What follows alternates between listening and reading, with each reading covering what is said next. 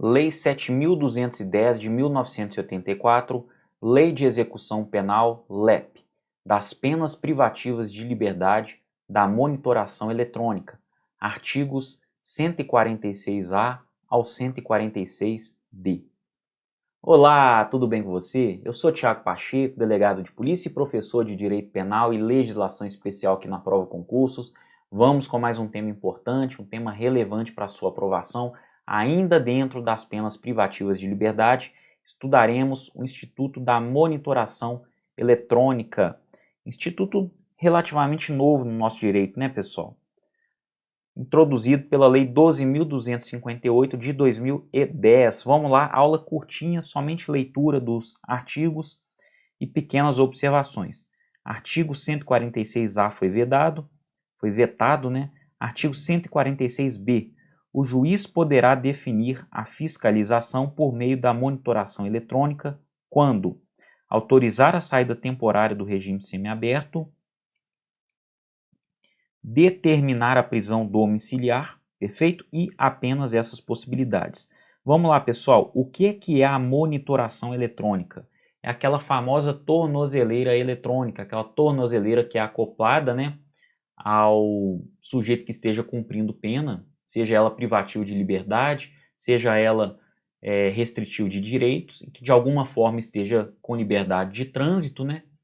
Essa tornozeleira possui um GPS que mostra em tempo real a localização do preso, né? Do preso não, né? Porque ele está em liberdade, do sujeito que está cumprindo pena. E o Estado possui dessa forma um maior controle em relação à movimentação desse indivíduo, né, que está com a liberdade de trânsito. Quando isso acontece, pessoal, essa liberdade de trânsito?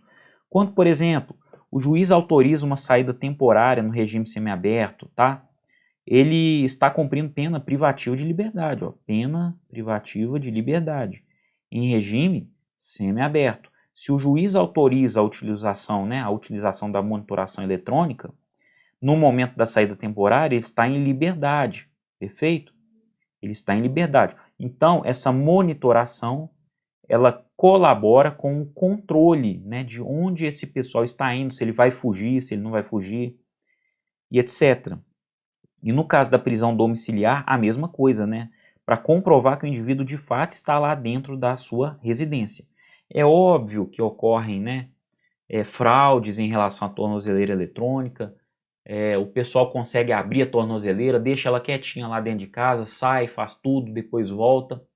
Mas enfim, a gente precisa ir melhorando as coisas, melhorando a tecnologia para que isso não aconteça, porque a ideia é muito legal, tá? A ideia legal é manter literalmente um controle em tempo real da situação daquele indivíduo que está cumprindo pena, né? 146C. O condenado será instruído acerca dos cuidados que deverá adotar com o equipamento eletrônico e dos seguintes deveres: receber visitas do servidor responsável pela monitoração eletrônica, responder aos seus contatos e cumprir suas orientações, abster-se de remover, de violar, de modificar, de danificar de qualquer forma o dispositivo de monitoração eletrônica ou de permitir que outrem o faça. Tá aqui, né, gente? Pra gente não mentir. É proibido, é óbvio, né? Parágrafo único. A violação comprovada dos deveres previstos neste artigo deverá acarretar, a critério do juiz da execução, ouvidos o Ministério Público e a Defesa, a regressão do regime, tá?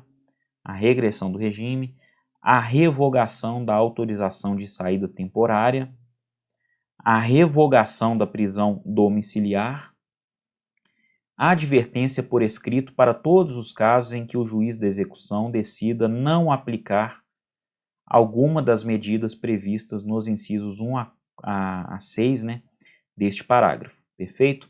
E por fim, artigo 146D, a monitoração eletrônica poderá ser revogada quando se tornar desnecessária ou inadequada, se o acusado ou condenado violar os deveres a que estiver sujeito durante a sua vigência ou cometer falta grave. Então, pessoal, quando que ela se torna desnecessária? Quando o sujeito, por exemplo, sofre uma progressão de regime e volta para a pena privativa de liberdade em regime fechado. Para que você vai manter uma tornozeleira na canela dele, enquanto ele estiver dentro do presídio. Não faria o menor sentido, né? Porque ele já está recluso. Então, se torna desnecessária ou inadequada medida. Ou então, quando esse condenado violar os deveres, né, ele precisa ter atenção a esses deveres que ele foi submetido, a que estiver direito, né, durante a sua vigência, ou então quando ele comete uma falta grave, ele perde automaticamente o direito aí da monitoração eletrônica. Perfeito?